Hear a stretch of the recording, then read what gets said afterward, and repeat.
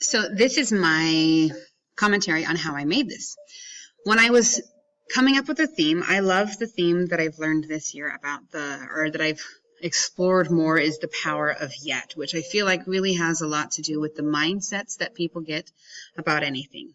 So yet is a wonderful concept. One of the things that I thought about putting in this was the quote that if you are tempted to say can't, have the courage to add the word yet. So that's what I wanted to emphasize, is talking about yet, like it says in this slide right here. So I wanted to talk about how powerful yet can be, and I wanted to find a story that told yet in an effective way. So the story of this Malala Yousafzai is one that I think is really impressive. It's very moving for me, so I wanted to share that and share about the yet. The imaging that I was trying to create in this video was that not just like those index card things, which I think are kind of funny, but like as the story is telling something more. The story is telling a story about yet, or the story is telling about becoming. So that's what I wanted to create. So I feel like this was effective. Things that I had, anyway, and which is totally different than the original storyboarding that I did with earlier, which I really liked the idea of what I was doing earlier, but it was going to be difficult with the execution, and it didn't inspire me as much as the story of Malala. So how I came up with this idea of how to create it was actually just walking in the day-to-day, the little convenience store that's in Korab Village. So I went in there and I thought, well, what can I do? I want to do something that shows doing yet, because the idea before that I had was to have somebody be afraid of jumping off into the water and off of a pier that's here in Galway. And then the day after the weekend I decided to film that. It was horribly rainy and it did not look like fun, so I changed my mind. But that idea of doing something that scared you was good. So I thought, well, I wanted to do something that was going to be difficult. And, oh, the sound really went quiet right there. I didn't notice that. I wanted to do something that was difficult, but I didn't want, so I was kind of looking at building a stack of cards, like a tower of cards. Oops, I didn't realize it bumped there. A tower of cards, and try to like show that it was difficult and that you can do anything. Anyway, so I went to the convenience store to find the deck of cards.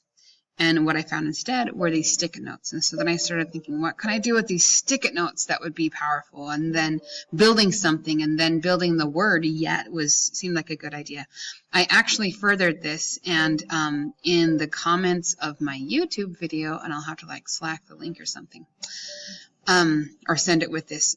So in the comments to my YouTube video here there is a, it takes you to I don't remember what they're called, another website that I curated a bunch of things about her story, because I did a lot of research on her story, and it was really tricky to try to get it down into this thing, into this format, because it's taking a really complicated story into basically a children's book. Anyway, I really enjoyed doing this. I feel like the message was good. I feel like the feeling that I was trying to evoke was that the power of yet, and I feel like it was very profound. I liked how Aman said at the drop mic at the end of it. It was kind of my goal. So how I got the inspiration was the thing of evoking a feeling, and I liked the feeling of the power of yet.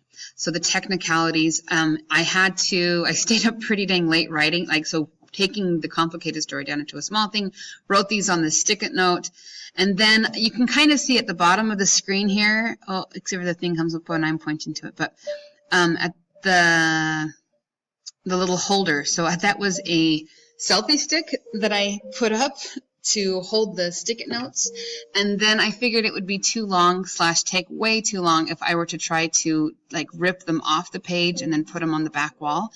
When I did my first trial with this, just trying to grab this from take a stick-it note off from behind, was really tricky because the black background is indeed in the background, but what I did instead was just film me taking the stick-it notes off like this, try to giving time in between as one take, and then doing the background as the other take. I had this globally, this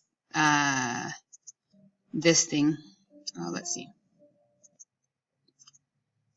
that thing, this saying up to frame where the thing would be so that everything in the background would kind of be blurred to create the effect. And then the problem with that though is that back here at this stuff, it like you can kind of see like at the bottom of the screen there's that little part, and as it goes on it kind of moves.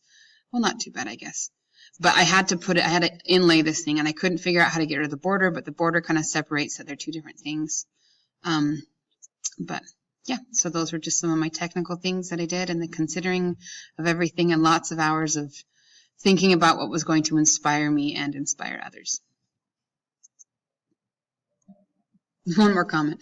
So this was all like taking this story down into a small thing. That's really abstracting a very complicated thing in life, like a series of life experiences into a short story. And I really feel like that is just an excellent example of abstracting somebody's life. This is the most abbreviated version of her life, or the experiences that she had leading up to this that I could find. And that really is, I think that's what storytelling is an abstraction of your own life. And then, yeah.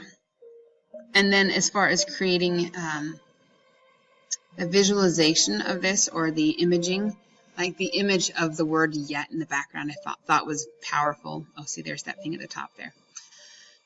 It was powerful. So, yeah, there's that.